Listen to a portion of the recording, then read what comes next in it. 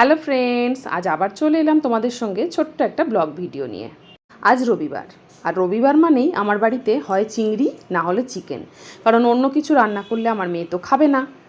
তাই প্রথমেই ভাবলাম ভাতটা বসিয়ে দিই, তারপরে কিন্তু আমি আজ তোমাদেরকে দেখাবো মোচা চিংড়ি। মোচা চিংড়ি সবাই তোমরা জানো, কে কিভাবে করো আমি জানি না, তবে আমি কিভাবে করি সেটাই আজ তোমাদের সাথে শেয়ার করে নিলাম। প্রথমে আমার বাড়িতে যে দিদি আছে, মানে যে দিদি আমাদের রান্না করে আর কি, সেই দিদি সকালবেলা মোচাটাকে ভালো করে কেটে হলুদ জলে ভিজিয়ে রেখে গেছিলো। হলুদ জলে মোচা ভেজালে কিন্তু মোচা কখনো কালো হয় না, সে তুমি যখনই রান্না করো না কেন।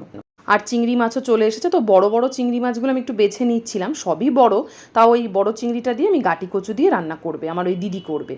আর চিংড়ি মাছ ভাজতে ভাজতে তোমাদেরকে সঙ্গে একটা কথা শেয়ার করে নিই। কাল কিন্তু দুপুরবেলার পোস্টে, মানে আমার বাঁধাকপি দিয়ে মাছের মাথা দিয়ে যে পোস্টটা আমি করেছিলাম, তোমরা অনেক ভালোবাসা দিয়েছো, এবং সব থেকে যেটা আমার ভালো লেগেছে, তোমরা শুধু ভালোবাসা না, তোমরা তোমাদের অভিজ্ঞতাও শেয়ার করেছো, কে কিভাবে রান্না করো, কার মা কিভাবে রান্না করে, সেগুলোও কিন্তু শেয়ার করেছো। তো আমি রান্নার পোস্ট দিই বলে আমি যে সব জানতা তা কিন্তু না, আমি অনেক কিছু এখনও জানি না, তাই জানার কোনো শেষ নেই। আমার খুব ভালো লেগেছে, আমার যদি কোনো ভুল হয় সেটাও কিন্তু অবশ্যই তোমরা পোস্ট করে বা কমেন্ট করে আমাকে জানাবে, ঠিক আছে? সেটা হয়তো শুধরে নিলে আমার রান্নাটা আরও ভালো হবে। আর দেখো, তোমাদের সাথে গল্প করতে করতে সবটাই রেডি হয়ে গেছে, মোচাটাও আমার সেদ্ধ হয়ে গেছে, দেখো কষ বেরিয়েছে, দেখেছো মোচা থেকে। আমি মোচাটাকে ঠান্ডা জল দিয়ে ধুয়ে নিয়েছি এবং ভালো করে কষলে নিলাম। অনেকে এই কচলানোর সময় একটু নুন দেয়, আমি দিইনি, এমনিই কচলেছি। আর এদিকে তেলের মধ্যে গোটা গরম মশলা ফোড়ন দিলাম, দিয়ে কিন্তু আলুগুলো দিয়ে দিলাম।